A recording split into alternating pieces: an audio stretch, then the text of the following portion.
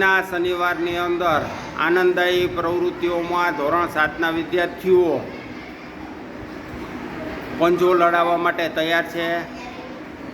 બધા એકબીજા સામસામેના પાર્ટનરને રામ રામ કરશે. હવે પ્રથમ જોડી છે એ તૈયાર થઈ જશે.